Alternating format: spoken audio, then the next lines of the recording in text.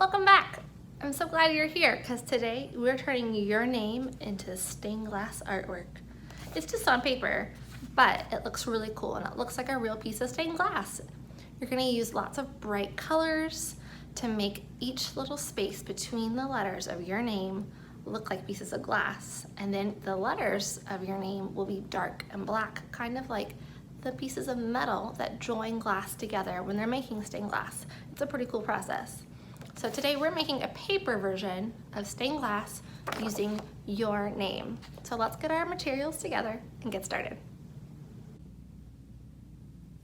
To start off today, I've gathered my supplies. So I have my paper, I have a pencil, I also have some markers and some crayons. We can put the markers and crayons to the side for now. We don't need them yet.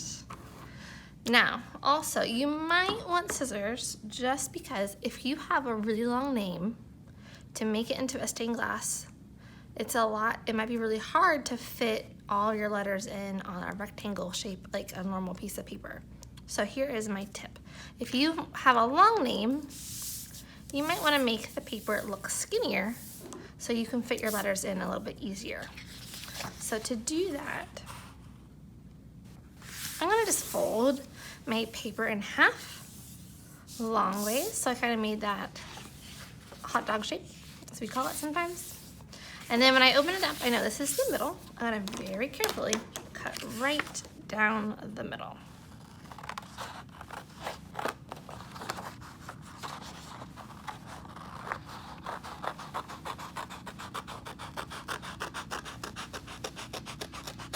Okay, so now I have two pieces of paper, but now if you have a long name, it's gonna be easier to fit all your letters in because they won't be quite so tall and skinny as they would be on a full-size piece of paper.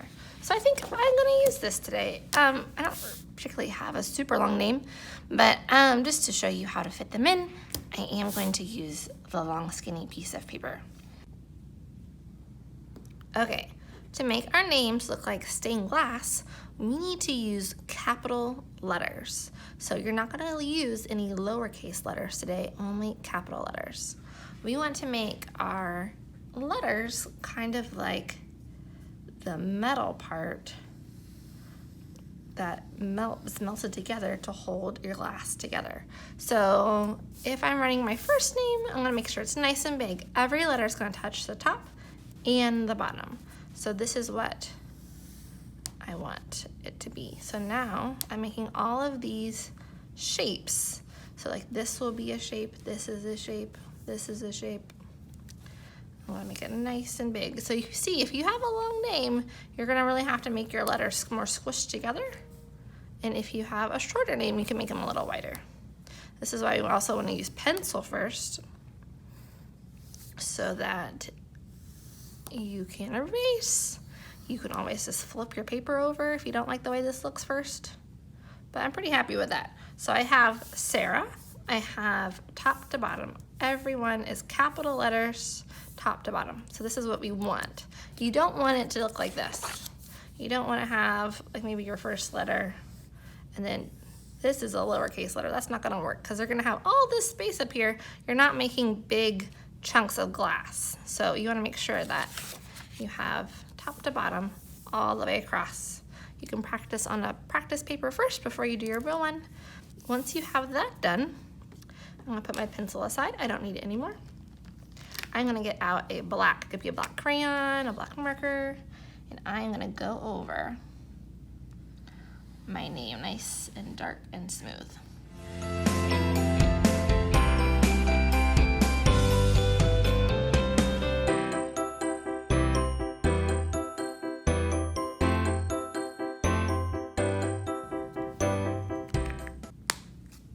Okay, I've got over my name. You can't see my pencil anymore. And now I have kind of made the metal pieces that join all my glass together. My name kind of becomes those black lines on the stained glass. Now I have all of these different shapes to fill in colors. Your challenge today is I want you to fill in each one with a different color and make sure that your colors don't touch. So this is orange here. I can't have any of these other ones be orange right around it You could put orange maybe down here, but I don't want the same color to be side by side. Now, if you want to get even fancier, what you can do is you can use markers and crayons together, and you can make little kind of miniature patterns inside each one as well. So maybe I like purple. I want to start in the middle. It doesn't really matter where you start. I like zigzags a lot, so I am going to make a tiny little zigzag pattern just in this space. When I get to the black line, I have to stop because that's going to be a different color glass.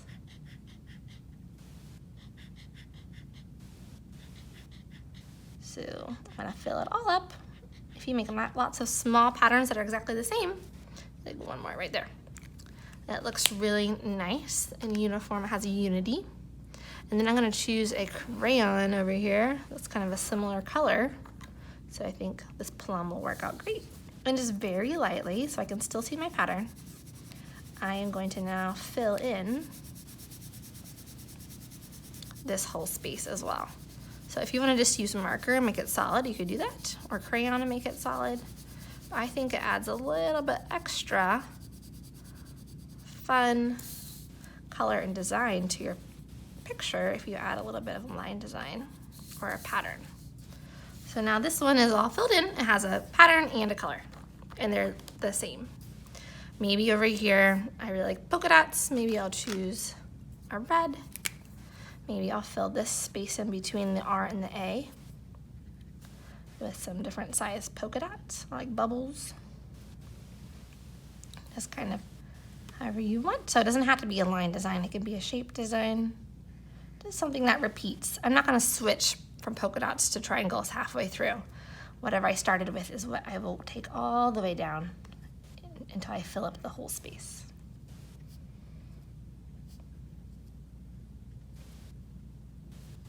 And then just like before, I'm going to choose a similar crayon. And let's see, I think strawberry, that sounds good. That's kind of a reddish pink. And I'm going to very smoothly and lightly just fill in. So the polka dots are very subtle now because the crayon is a similar color. It's just a very subtle pattern.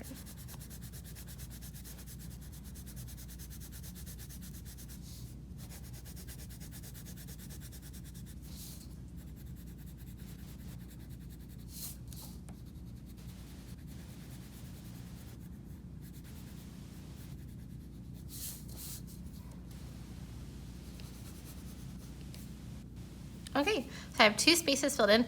Maybe here these ones are smaller. Maybe I won't worry about making designs in those. Maybe I will just make them solid instead. So I'll choose a crayon and really nice and smoothly, I'm gonna go back and forth. I'm using really small motions so that my crayon's really smooth.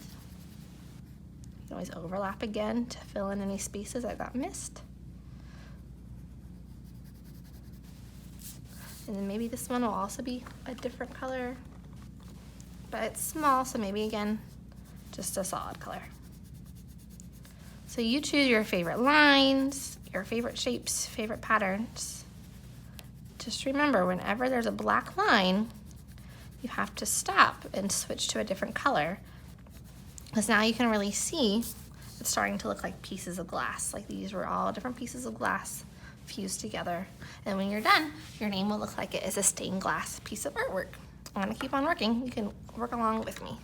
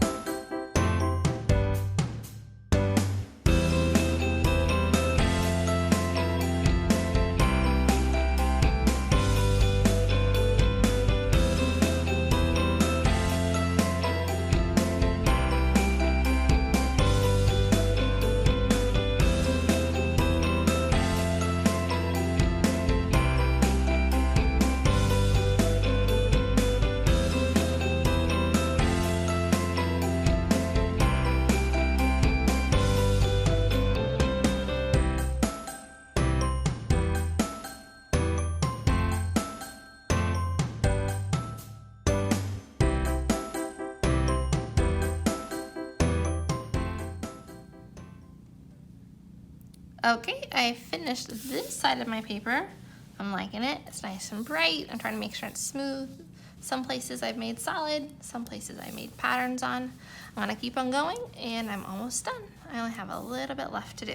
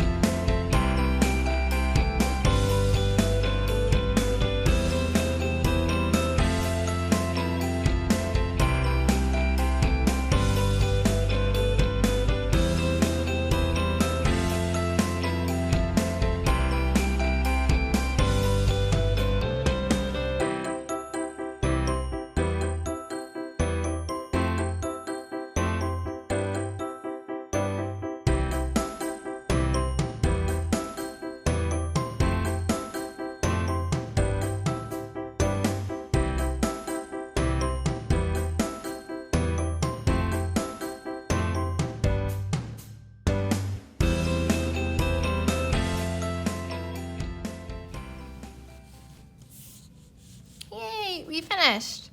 So I have colored in every space. I didn't leave any white left. Sometimes I put patterns with similar markers and crayons. Sometimes I just made solid colors. But it really looks like I have different pieces of glass. And my name, the letters, are like the melted metal parts that glue all the glass pieces together. It really looks like a piece of stained glass. You can put it in your room or on a binder or on a folder for the beginning of school. Everyone will know it's yours because it has your name and it's beautiful and colorful. Good job. Thanks so much for making art with me today. I hope you enjoyed making your own stained glass name. I hope you put it up somewhere so everyone can see it. Nice if you have big paper, maybe yours is really big, but I hope you display it somewhere proud. You guys did really great work. Can't wait to see you next time.